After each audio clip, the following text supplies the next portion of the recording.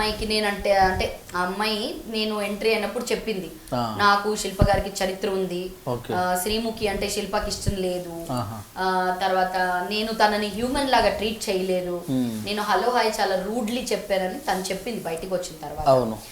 కాకపోతే ఆ అమ్మాయితో నాకు అసలు పరిచయం లేదండి. ఎక్కడ హలో హాయ్ అనుకుంటాం అంటే షోకి వెళ్ళినప్పుడు, వాళ్ళు స్పెషల్ షోస్ ఏమైనా చేసినప్పుడు హలో హాయ్, ఇలా ఎయిర్పోర్ట్ లో అక్కడ ఇక్కడ కలిసినప్పుడు hello hi how are you, ఏంటి అంటే అవునండి నాకు షూటింగ్ ఉంది నేను వెళ్ళిపోతున్నాను ఇలా అనుకున్నాం. కానీ పర్సనలీ అమ్మాయి నాకు తెలీదు. కాకపోతే 26 ఎపిసోడ్లు చేసాము కబడ్డీ. శిల్ప అలా ఎలా చెప్తుంది నాకు, నేను తెలియదు అన్నది శిల్ప, అలా ఎలా తెలియదండి 26 ఎపిసోడ్స్ చేసాము అని చెప్పిందట అమ్మాయి. సో 26 ఎపిసోడ్స్ అంటే కబడ్డీ అనేది గేమ్స్ ప్రోగ్రామ్ అండి అది, అంటే గేమ్ మ్యాచ్.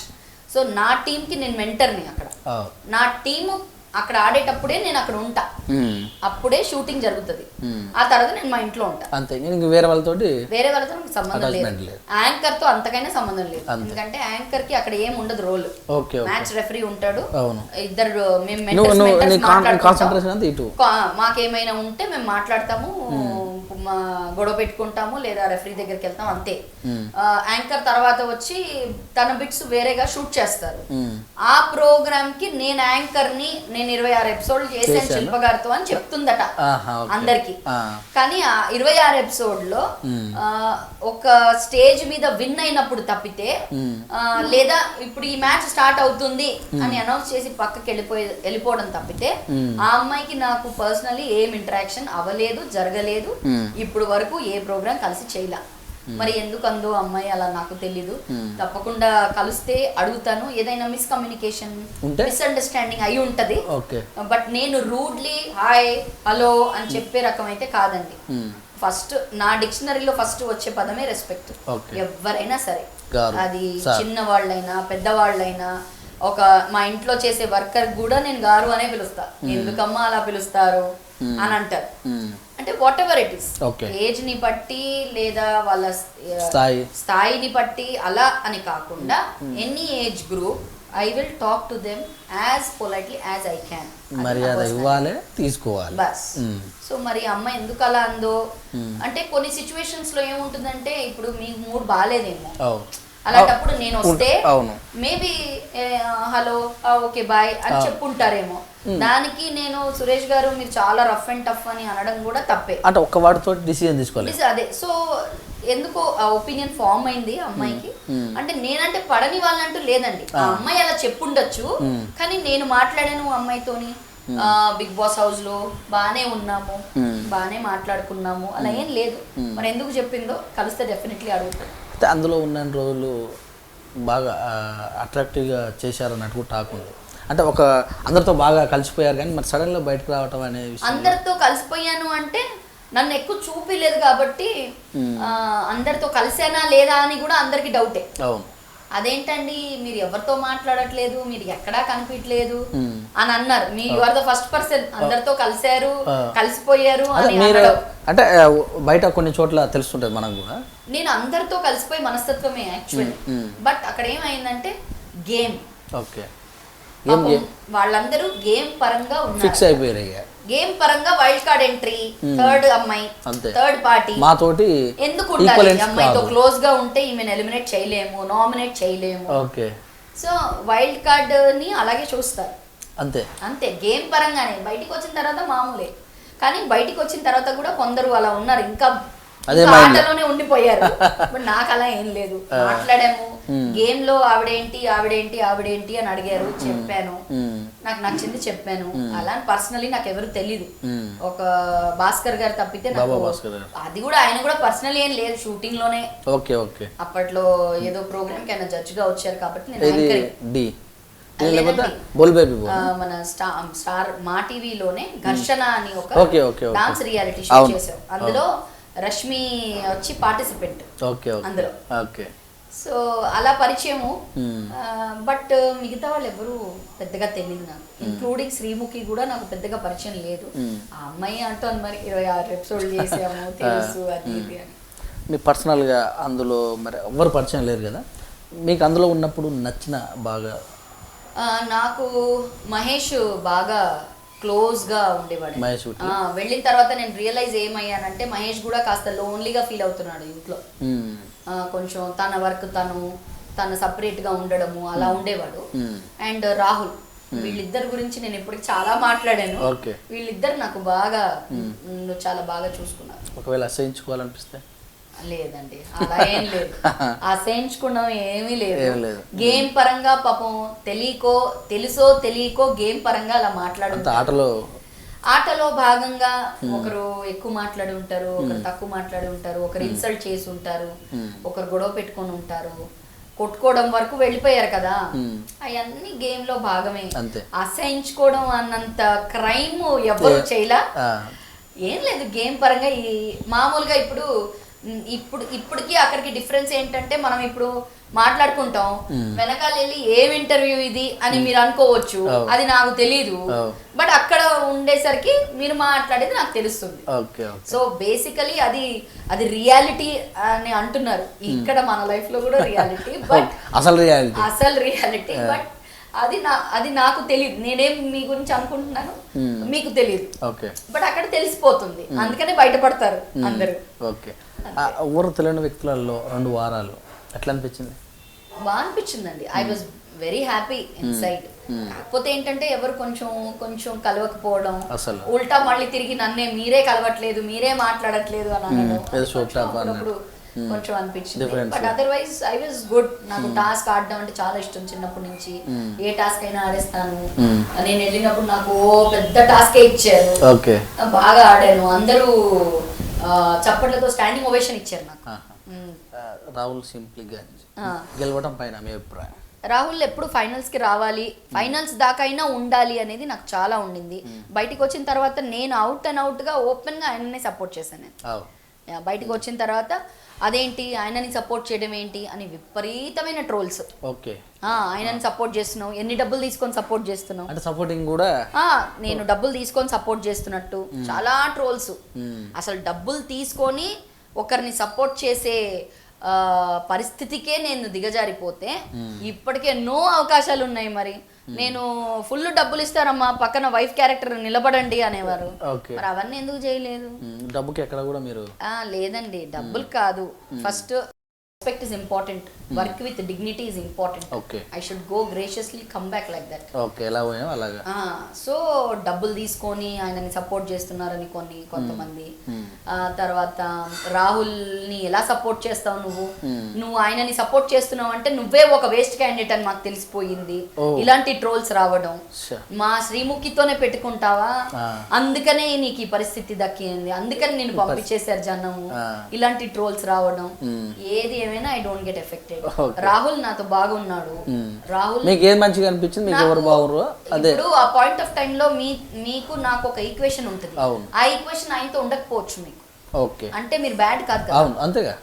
సో నాతో ఎవరు మాట్లాడారు, నన్ను ఎవరు శిల్ప అని చెప్పి ఆప్యాయంగా పిలిచి మాట్లాడారు, నాకు వాళ్ళు important. For me they are important. ఆయనకి ఫేమ్ ఉంది కాబట్టి నేను ఆయన దగ్గరికి వెళ్ళి కూర్చొని మాట్లాడితే నన్ను చూపిస్తారు. ఆయన ఓ పెద్ద స్టార్ కాబట్టి ఆయన దగ్గరికి వెళ్ళి నేను మాట్లాడితే నన్ను ఎక్కువగా పట్టించుకుంటారు. అలాంటి ఫీలింగ్స్ ఏం లేదండి నాకు.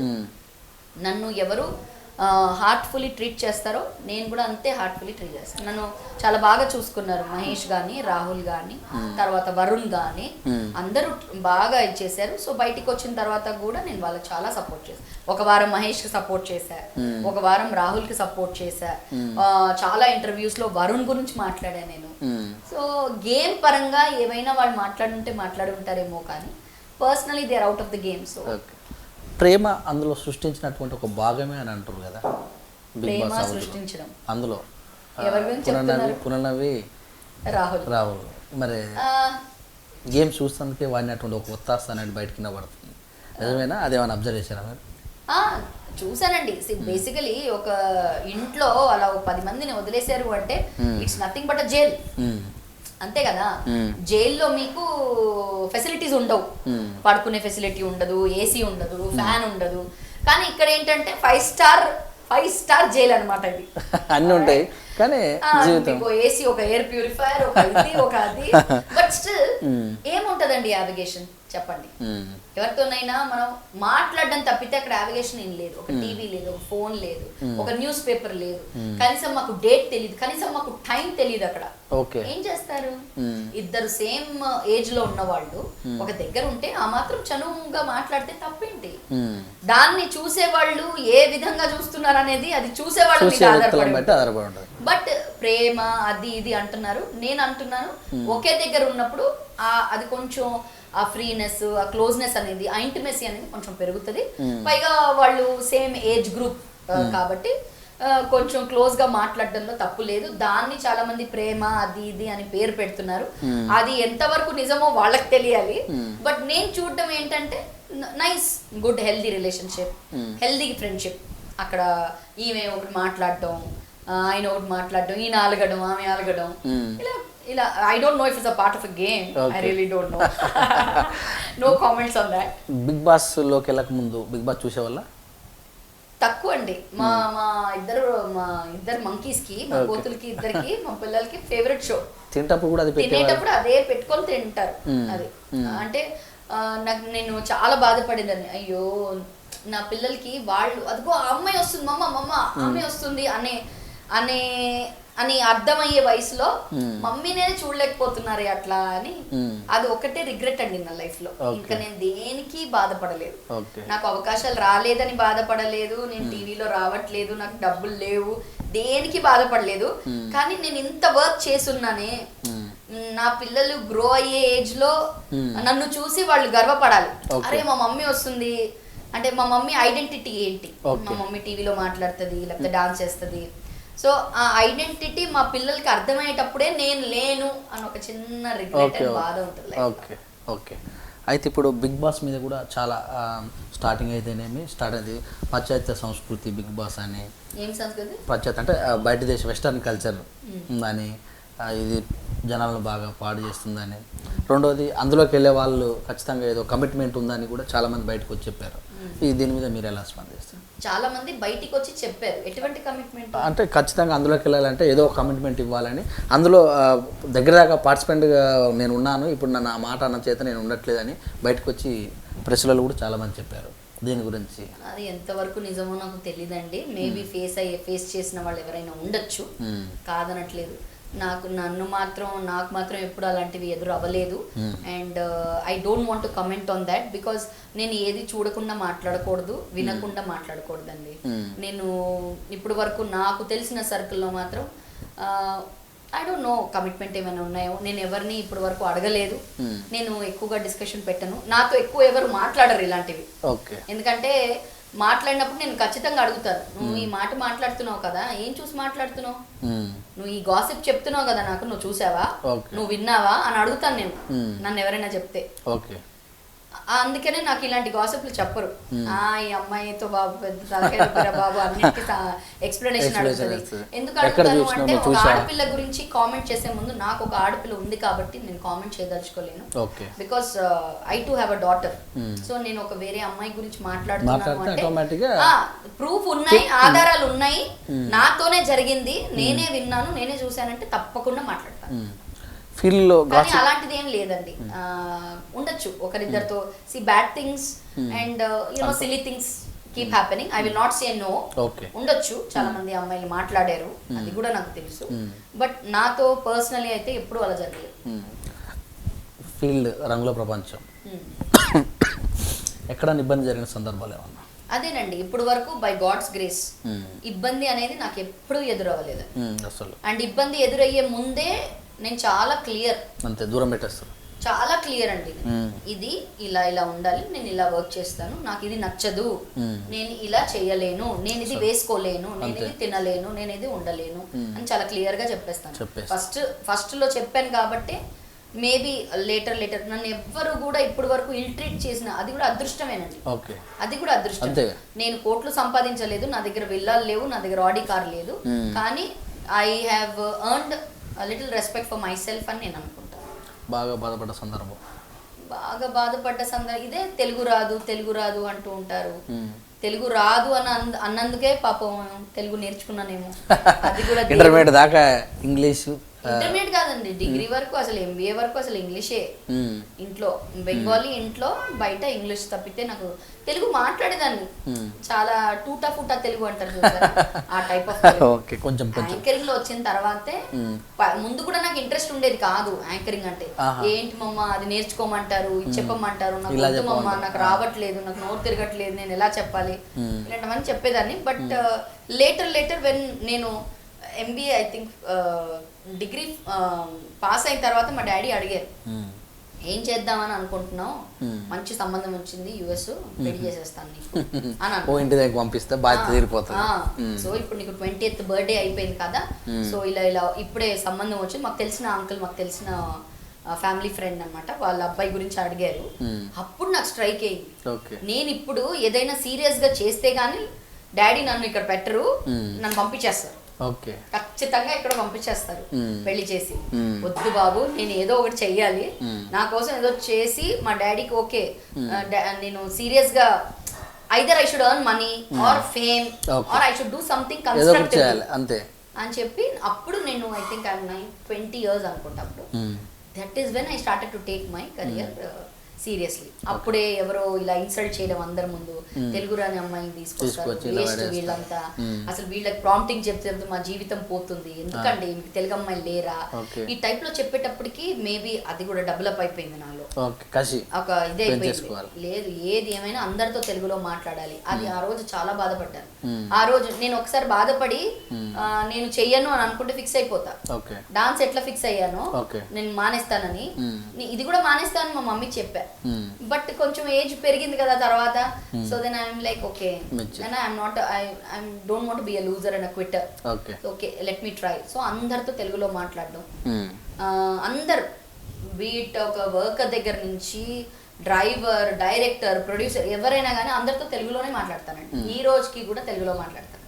సో మేబీ అలా మాట్లాడడం వల్ల, సీరియల్స్ తెలుగులో ఒప్పుకోవడం వల్ల బాగా హెల్ప్ అయింది. తెలుగు కొంతవరకు మాట్లాడతానని అనుకుంటున్నా. పర్లేదు, యాంకరింగ్ చేస్తున్నారంటే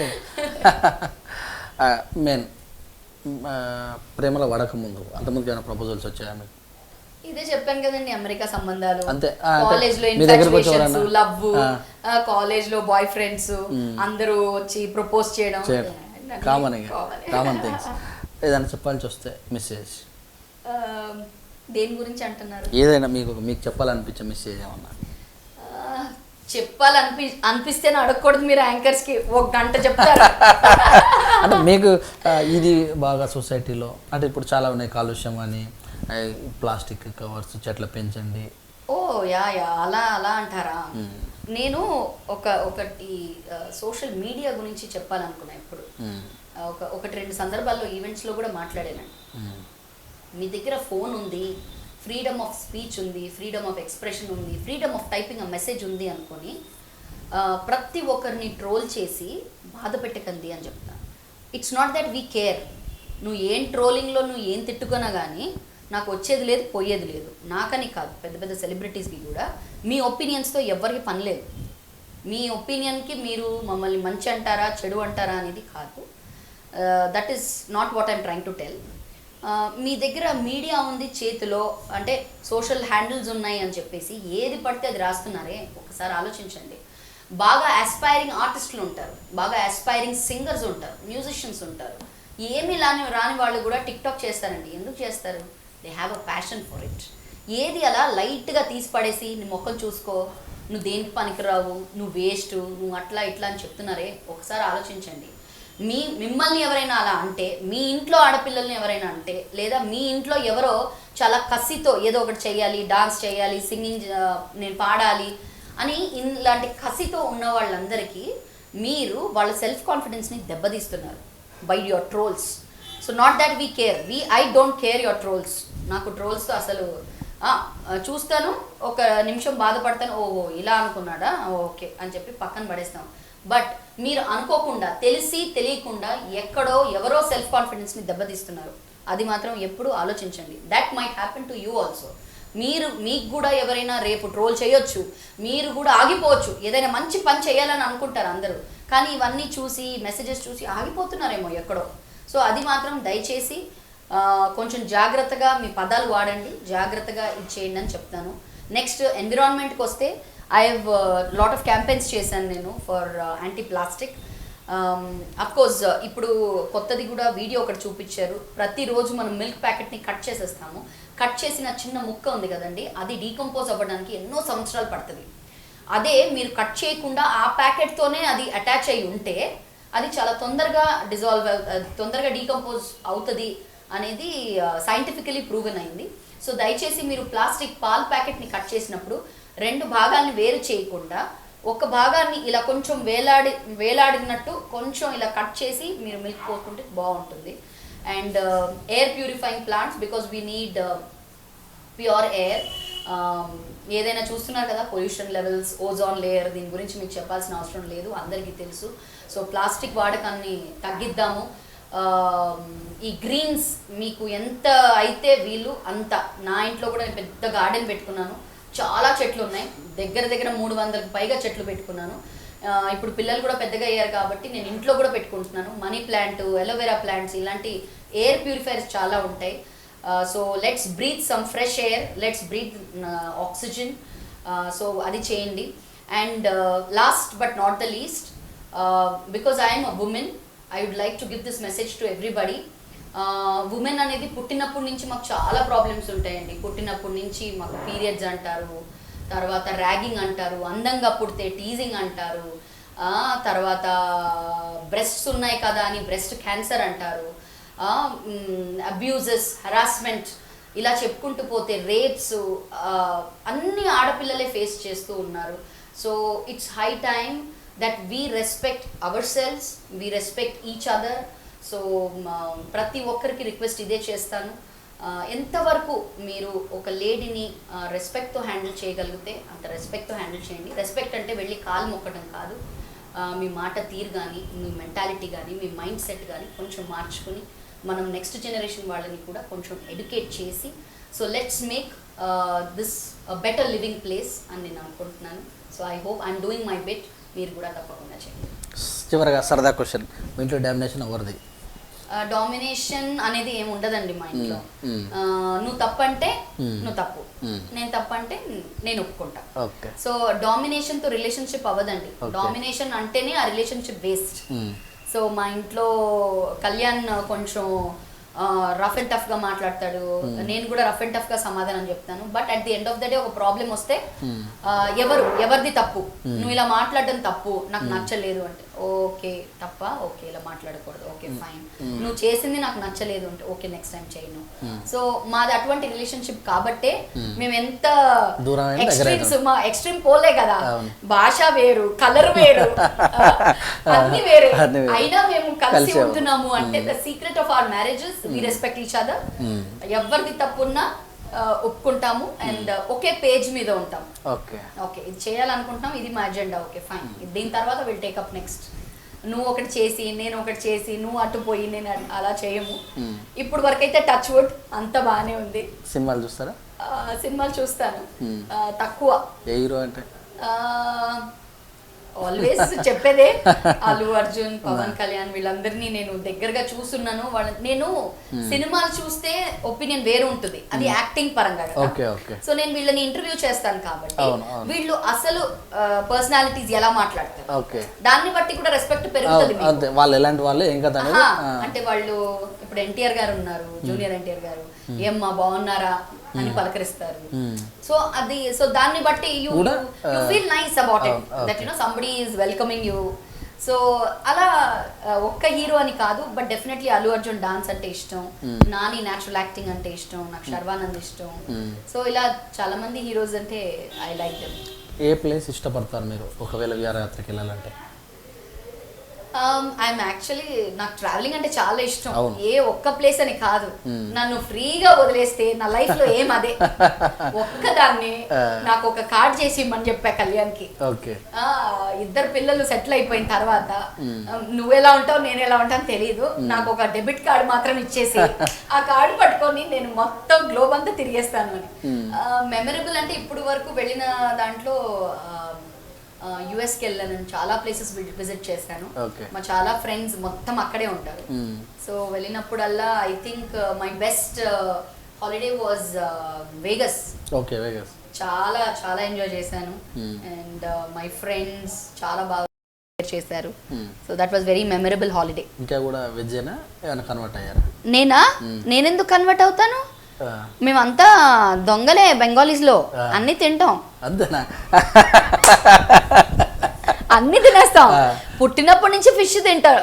ఇంకో ఒక వేస్ట్ లాజిక్ చెప్తారు మా వాళ్ళు, నన్ను బెంగాలీ వాళ్ళు పక్క తిట్టుకుంటారు కానీ అది నాకు వేస్ట్ అనే అనిపిస్తుంది. వేస్ట్ అంటే వేస్ట్ అని చెప్తాను. ఏంటంటే మా దాంట్లో అంట మాకు ఒక్కొక్క చెరువు ఉంటది. ప్రతి ఒక్క హౌస్ ఒక 4-5 ఉంటే సొసైటీలో ముందు ఉండేది, ఇప్పుడు అంత బిల్డింగ్స్ కట్టేస్తున్నారు. ఒక్కొక్క చెరువు ఉంటది, చిన్న పాండ్ లాగా. ఆ పాండ్ లో మేమే మందులు వేసి మేమే ఫిష్ ని పెంచుతాం అనమాట.